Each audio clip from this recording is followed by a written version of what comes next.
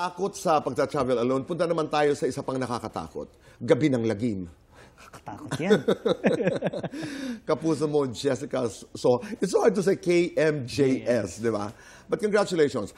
Ito'y mapapanood ng ating mga kapuso kailan? Ngayon. Ngayon ang opening Ngayon! day ng Gabi ng Lagim the Aba, Movie. imbitahan mo ang lahat. Yes, mga kapuso, kung gusto nyong matakot, kung gusto nyong takutin ang buhay nyo, manood kayo ng KMJS, Gabi ng Lagim the Movie. Tatlong storya po ay nakakatakutan ninyo. At based on true stories po to, kaya mas dagdag kilabot.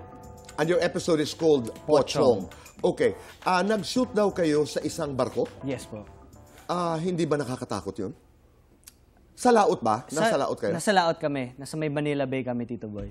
Nakakatakot siya dahil yung layout kasi ng barko, may mga hallways na ligaw eh. Maliligaw ka, kaya bawal ka mag-isa eh. Hindi naman din ako masyadong takot sa dagat, pero nakakatakot lang yung kung isipin mo doon ka magtatrabaho. Kunyari, yung buhay ng mga OFWs natin, mga seaman na nakakalungkot. May isang eksena na muntik ka daw mahimatay? Nahimatay po talaga Nahimatay ako. ka? Nahimatay ako, Tito Ano Boy. ang kwento? Nakakita ka ng multo? Hindi. Anong nangyari? Kasi di ba ang setting namin, winter eh. So makakapal na jackets, ganyan kami palagi. Nasa Manila Bay lang kami, Pilipinas, sobrang init pa rin. And then yung kwarto, pinuno namin ng smoke. Tapos ang eksena, nakabalot ako sa white cloth, mag-hysterical ako dahil towards the end na to eh, medyo climax. And then, nahihilo na ako eh. Kinat ko na nga yung scene na dapat hindi, dapat director. Pero sabi ko, direct, sorry, hihimatay na ata ako. Then, yun na yung last kong naalala, Tito Boy.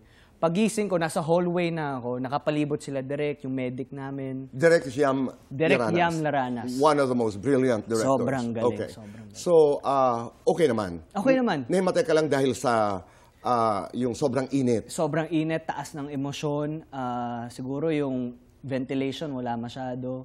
Pero malay natin, baka may kakaiba. Huwag naman. Huwag naman sana. Pero yung Pochong, kwento ito ng ano?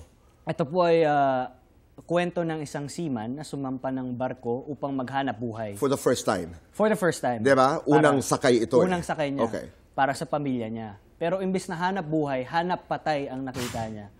Doon siya nakakita ng mga kababalaghan.